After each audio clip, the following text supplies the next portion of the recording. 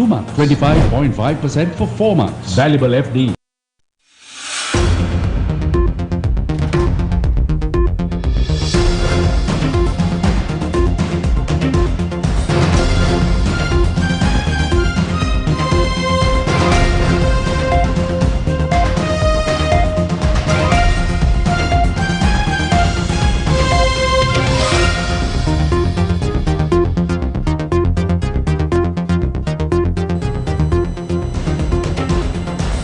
Just before the dawn of the year 2022, many said that the year 2022 will be a prosperous one for all Sri Lankans. However, 2022 was tough on all Sri Lankans. We're just a few days away from 2023. What changes will this new year hold for us? What changes will Sri Lankans have to get accustomed to? We've got the details of these and much more lined up for you tonight. Let's start off with a look at your top stories.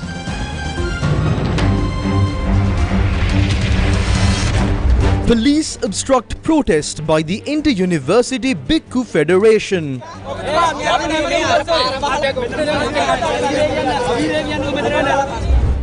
Energy Minister says electricity tariff hike will take place in January 2023. නොකර ඉන්නවා නම් අපිට එහෙනම් අපි පුරුදු වෙන්න වෙනවා පැය කීපයක විදුලි කප්පාදුවක් එක්ක අපේ ජන ජීවිතය හදාගන්න. Investigation reveals that Dinesh Shafter was brain dead when admitted to hospital. Agriculture Minister blames officials for delayed fertilizer distribution. කොතනක හරි පෝර ලැබීමේ ප්‍රමාදයක් වෙනවා නම් ඒ ඉන්න මට්ටමේ නිලධාරියෙක්ගේ අඩුපාඩුවක් වෙනවා. FSP reveals that government is trying to import medicine from blacklisted companies. Taking a look at those stories in detail. The Inter-University Bhikkhu Federation protested in Battarmulla on Tuesday evening. The Inter-University Bhikkhu Federation protested opposite the Education Ministry in Battarmulla on Tuesday. The protest was staged against government attempts to convert the Buddhist and Pali University of Sri Lanka into a degree shop and against acts of sabotage on education as a whole. The protesters attempted to enter the ministry premises for talks and it led to a heated situation with the police officers.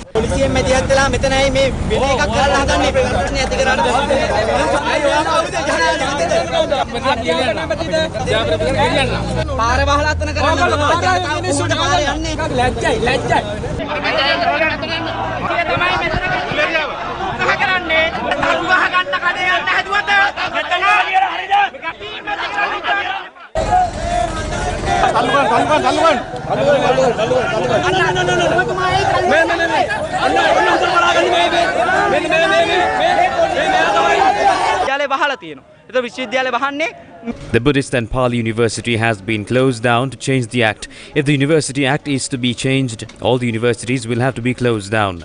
They can change the act without sabotaging the ongoing academic activities. We have our concerns over the attempts being made to amend the act. If ragging is the reason, they can amend the ragging act. They can take disciplinary action. The amendments to the act remain a mystery. We are here to discuss those matters.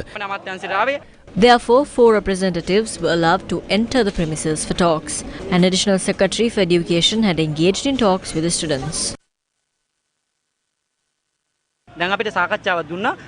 After we went inside, a delegate arrived. The person who came was Saman Pereira, and he cannot take responsibilities. He promised for another round of talks with the minister and related officials. We have no faith in that promise. If the issue is not solved, the struggle will continue.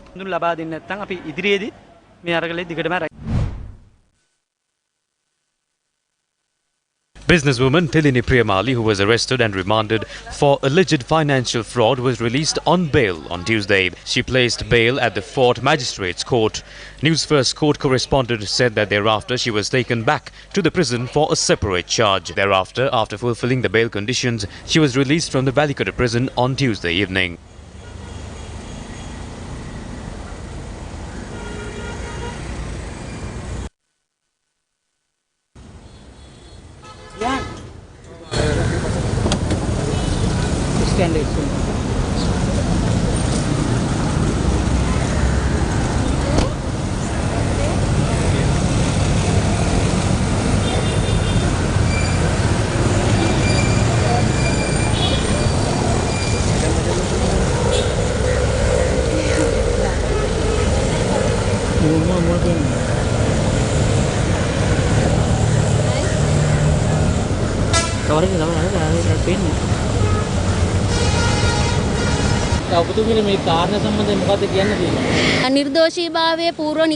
The presumption of innocence is an important legal principle. When charges are filed in a court of law, the person is presumed to be innocent until those charges are proven in court. That's not what I had to face. As these cases are being taken up in courts, let's talk about these later. Everything will happen as per the decisions of the court. Activists from the Aragalaya, Aniruddha Bandara and Danis Ali were summoned to the Criminal Investigations Department on Tuesday morning. The duo arrived at the CID at 9 a.m. Danis Ali and Aniruddha Bandara were summoned to the CID to obtain statements over the incident where the president's private residence was torched on the 9th of July. Statements were recorded from them for almost 4 hours.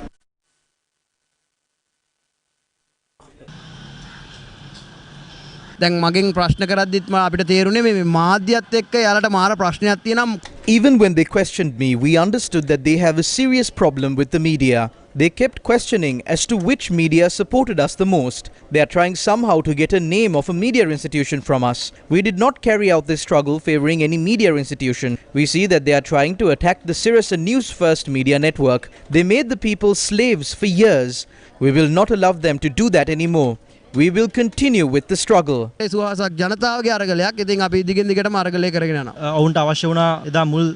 wanted to know what happened that day. One thing we noted was because the people were attacked in the evening, it led to an unruly situation. This was something that was repeated. Aragalaya activists are being summoned to the CID to repeatedly harass them. Gotabaya Rajapaksa and his family have left the country. We as the Aragalaya activists continue to come here. We will continue our struggle for the people of this country.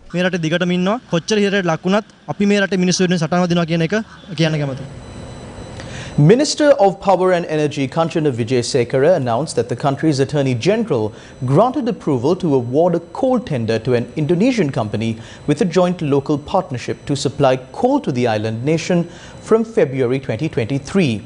At a media briefing in Colombo, it was also revealed that the electricity tariff will be increased by an amount between 60 to 65%.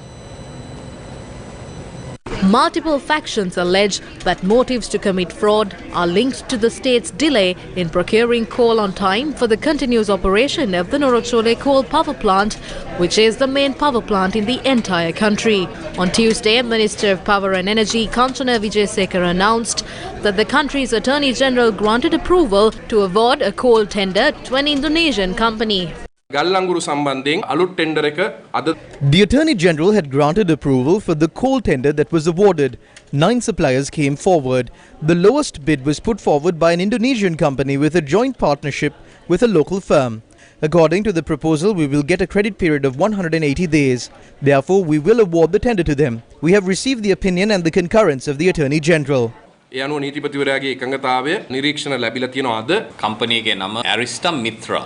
name of the company is Arista Mitra. They have a consultancy company named Concept Global Consulting. They took part in the bidding process together with this company. It was the lowest bid and the most responsive bid. We will be getting shipments from February next year and coal will be delivered to Puttalam. Are there sufficient stocks of coal in the country? A bulk carrier carrying a shipment of coal that will be required by Sri Lanka from January 2023 that had left the port of Maputo in Mozambique on Sunday. The bulk carrier was sailing close to Mozambique on Tuesday afternoon. The minister said that this would be the first coal shipment for next year and it is expected to arrive on the 5th of January. 2 other coal shipments are also expected to arrive in the island on the 9th and 16th of January. He added that 7 coal shipments will be brought to the country during the month of January. What is the stance of the CEB Engineers Union on power outages? The risk has now passed. We received an unexpectedly good amount of rain. Therefore, we are able to generate hydropower at maximum capacity. Will there be no power outages next year?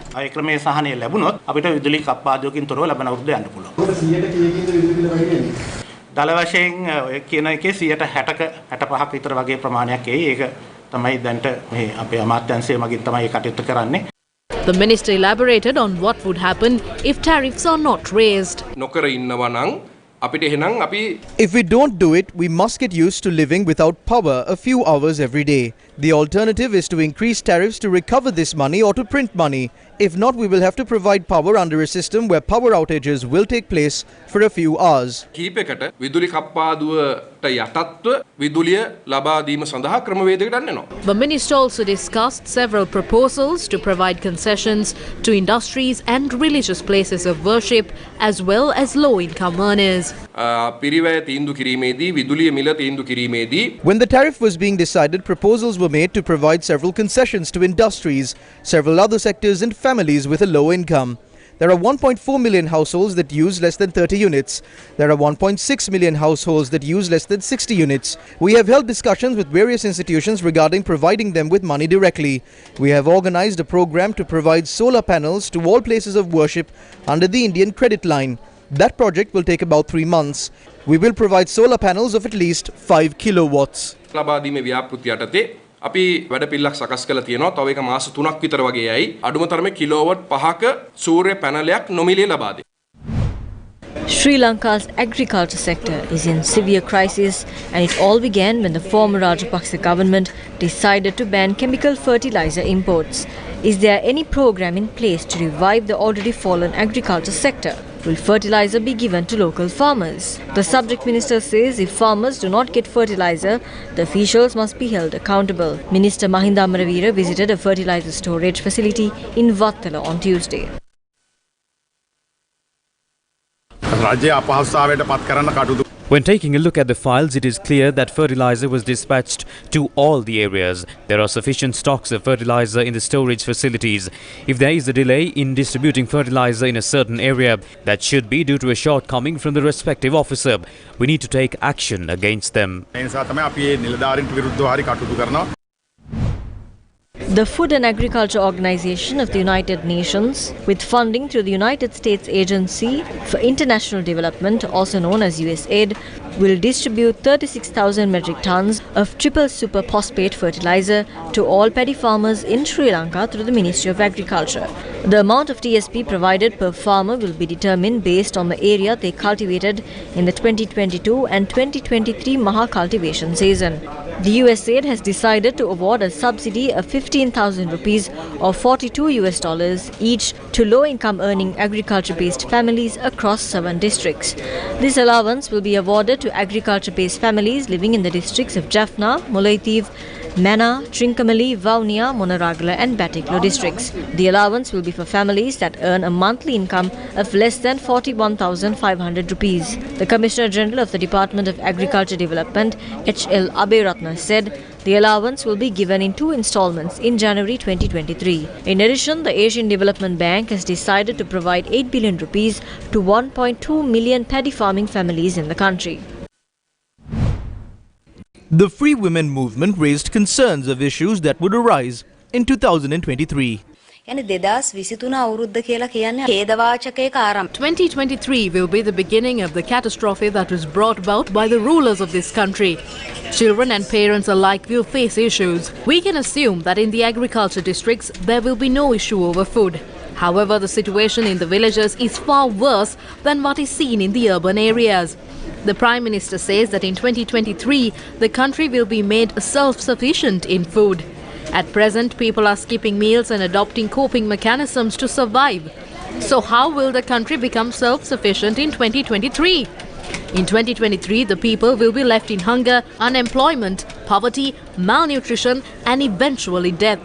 We see 2023 as a year that needs to continue with the Aragalaya. If one assumes that the Aragalaya will end in 2022, it will not. Opposition leader Sajid Premadasa donated the 50th bus to a school under the Sakwala program on Tuesday. Tuesday's Sakwala program took place at Thambutegama National School.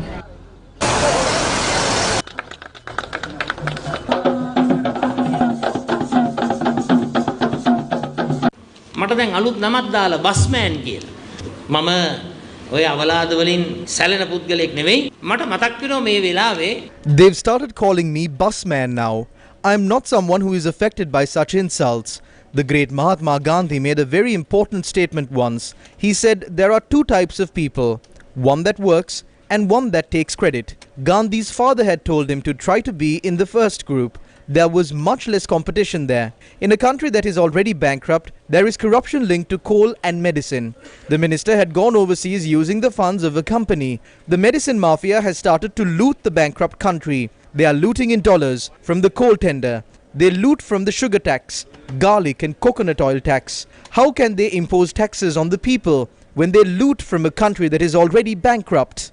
මේ ඔක්කොම චෞර ගනුදෙනු මම අහන්න කැමති බංකොලොත් රටක එසේ ගසාකමින් කොහොමද සාමාන්‍ය ජනතාවගේ කරපිට බදු බර පටවන්නේ? The opposition leader was presented with mementos by the students.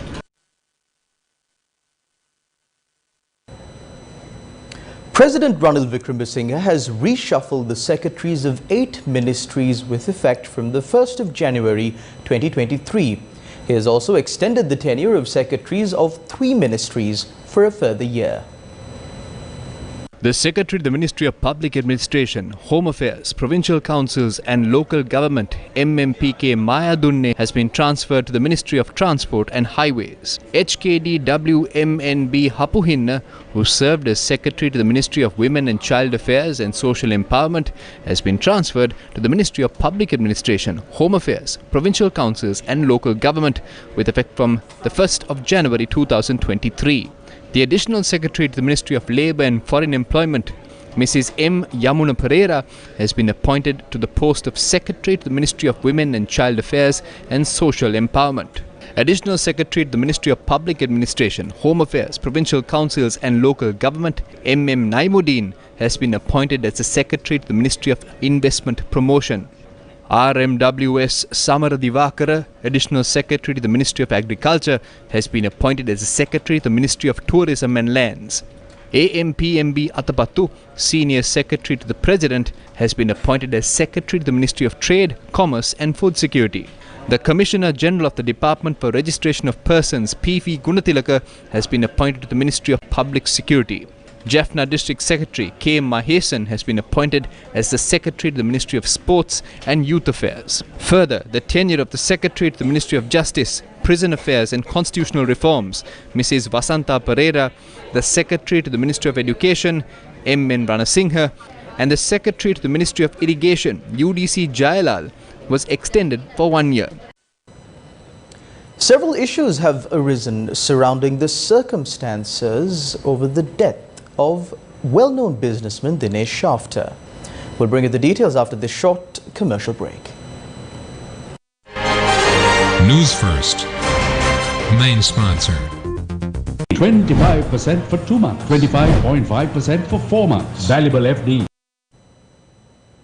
Welcome back to the news. Investigations have revealed that businessman Dinesh Shafter was already brain dead when he was admitted to the Colombo National Hospital. Reports produced by the Criminal Investigations Department noted that the businessman had already breathed his last, although hospital staff tried to revive him. How did Dinesh Shafter die? Businessman Dinesh Shafter was found bound and strangled inside his car at the public cemetery in Borella on the 15th of December and was admitted to the Colombo National Hospital. According to medical records, as soon as Dinesh Shafter was brought to the hospital, doctors had made great attempts to revive his heart. However, those efforts had failed. Thereafter, later that night, Dinesh Shafter was pronounced dead. However, the post-mortem report provided to the CID revealed that Dinesh Shafter died only by strangulation. Was this a murder or a suicide? Forensic teams investigating the death of Dinesh Shafter had found a wire similar to the one that was used to strangle him and several zip ties that were used to tie his hands at his residence. It is reported that the CID had requested the opinion of the judicial medical officers on the grounds that the death of Dinesh Shafter was a possible suicide. The JMOs had noted that as the forensic evidence at the scene were destroyed, it is scientifically impossible to specifically state if Dinesh Shafter was strangled or whether he committed suicide. Was Dinesh Shafter murdered? Was it a suicide? Can this not be determined by evidence? According to reports, Krish Pereira, A director at one of Shafter's companies had taken the businessman in Shafter's own car from the public cemetery to the hospital. Therefore, as the evidence at the scene was destroyed, it has become difficult to scientifically rule if Dinesh Shafter was murdered or if it was a suicide. The wire used to strangle Dinesh Shafter in the front seat of the car was found on the back seat. Expert medical examiners note that if the neck of a person is continuously held tight by a wire in such a manner, it blocks the blood circulation to the brain. What time did Dinesh Shafter die? Can any evidence be recovered based on that? Sri Lanka police said that shortly before Dinesh Shafter died, he had eaten a snack from a restaurant located down Mallasekara Mawatha in Colombo 7. The post-mortem had uncovered the contents of that meal. However, the post-mortem report in possession of the CID notes that Dinesh Shafter had reached a brain-dead stage between 30 and 40 minutes after he left home that day. Dinesh Shafter's wife had told the Borella police that her husband had left home at 1:55 in the afternoon. If that time is accurate, Dinesh Shafter was possibly dead by 2:35 in the afternoon, based on the reports. However, former cricket commentator Brian Thomas revealed that he received a WhatsApp message from Dinesh Shafter's phone between 2:42 and 2:43 p.m. This raises suspicion whether businessman Dinesh Shafter was murdered. What actually happened that day? We haven't identified a suspect so far. We have obtained CCTV footage. The CCTV footage that cannot be viewed clearly from the naked eye was sent to the government analyst and steps were taken to clear out the images. The complete ME's report has not been produced. The ME's report says that the cause of death was being unable to breathe. Detectives have not informed me that a wire used to strangle Dinesh Shafter and zip ties used to tie him were found at his house. Some of the information reported in the media is inaccurate. Detectives are focused on various reports. The investigations that are being carried out by us have not proven that the death of the businessman was caused by suicide. We are investigating the death on the grounds that he was murdered. Who is responsible for the murder of Dinesh Shafter? The Medical and Civil Rights Professionals Association alleges that an attempt is being made to procure multiple medicine from India without obtaining clearance from the National Medicines Regulatory Authority or the NMRA. The MCPA wants the President to call for a special investigation into this matter. Health Minister Kehele Rambukwala, responding to the allegations on the attempt to procure medicines from India, tweeted that he was in India with the CEO of the NMRA. The Medical and Civil Rights Professional Association responded to the Health Minister during a media briefing on Tuesday.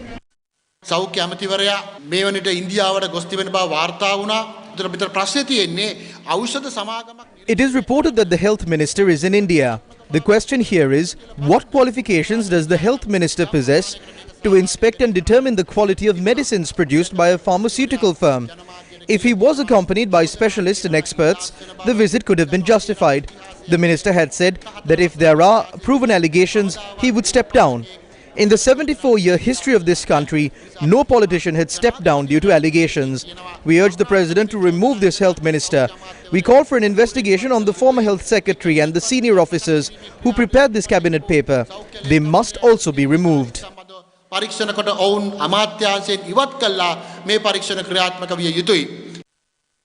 Education Secretary of the Frontline Socialist Party, Puputhu Jagoda, made a revelation over the company is to be selected to supply medicine. අමාත්‍යවරයා cabinet මණ්ඩලයට බොරු කියනවා. Cabinet මණ්ඩලයට ඔහු කිව්වේ මේවා SP. The ministry has lied to the cabinet of ministers. He had told them that this company is registered with the State Pharmaceutical Cooperation. The SPC does not have the power to register a firm, and they also only engage in the purchasing of medicine. They only have the power to inspect the quality, and the power to regulate the most suitable medicine for the patient in the country lies with the National Medicines Regulatory Authority. The NMRA has not registered this firm, and that fact was concealed. In 2019, the State Pharmaceuticals Corporation had blacklisted Kaushik Pharmaceuticals because their products lacked the expected quality. They are trying to import medicines that are not recommended for use in Sri Lanka via the Indian credit line. It is common understanding that development projects need to be carried out after properly analysing how they would benefit and affect the local population. However, the Uma Oya multipurpose development project has received nothing but criticism ever since it was launched. The Uma Oya multi-purpose development project consists of the construction of 2 dams across 2 main tributaries of Uma Oya at Välimada and Dairaba. One reservoir was constructed across the Dalgolla Oya in Puhulpola in Välimada, and another was constructed across the Maatatilla Oya in Dairaba, Välimada. A 3.9 kilometer long tunnel with a diameter of 4.1 meters was constructed linking these 2 reservoirs in order to move water. However, locals allege that the Puhulpola reservoir has not been put to any use after construction. They point out that the reservoir is filled with sand and silt, and moss in the tunnel is preventing the flow of water. The locals also noted that there isn't sufficient pressure in the tunnel for the water to flow from one reservoir to another.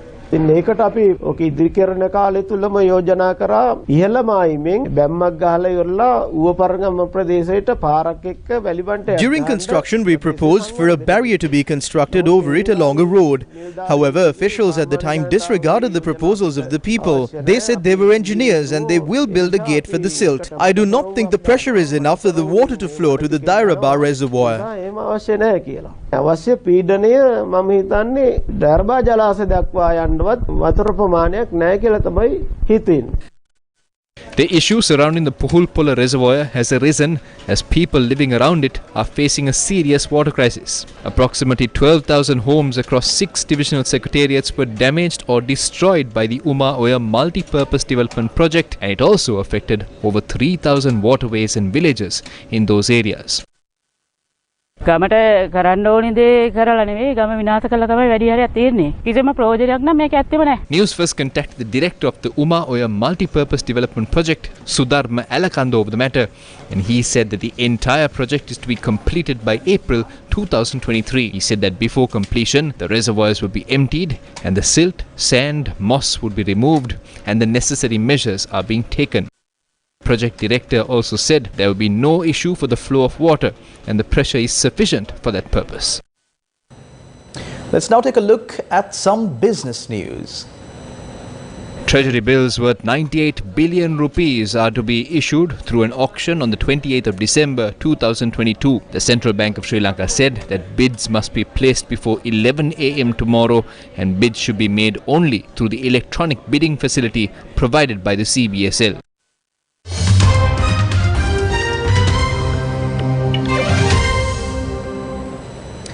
In your international news, the Taiwanese government confirms that China has staged one of its biggest incursions in the seas and skies around Taiwan.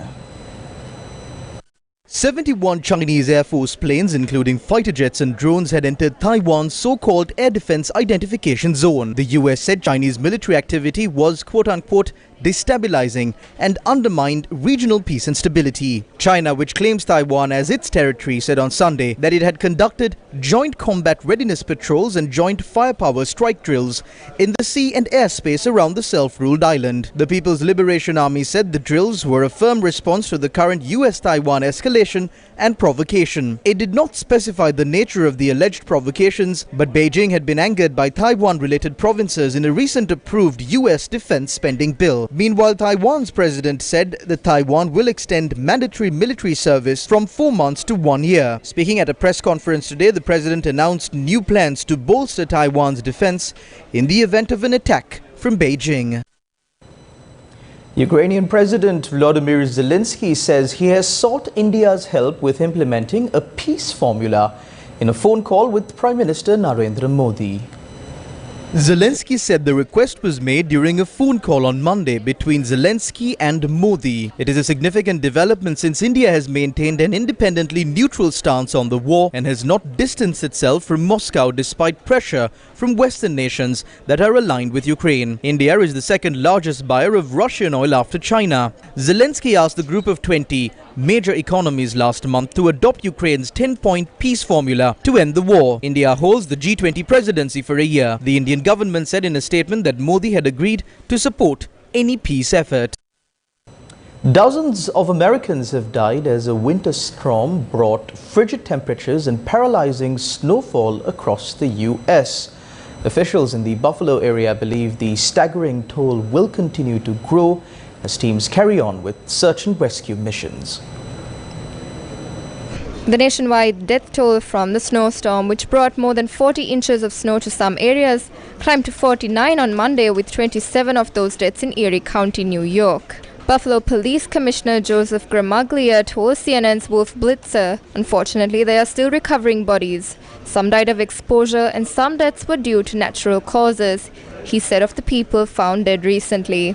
He said emergency responders will go and have gone to homes without heat and take people to warming shelters. Too many people, including residents, just going out to see the massive snowfall, are going out in their vehicles and getting stuck and blocking recovery efforts. Erie County Executive Mark Poloncarz tweeted that 14 people in the county had died of exposure. 3 people were found in their vehicles, 4 had no heat, 3 were from shoveling snow, blowing cardiac events, and 3 people passing away after EMS services were delayed. And that's a wrap of Primetime News on TV1 for tonight. I'm Charlene Benedict for the News First team. Thank you very much for watching. Take care and God bless.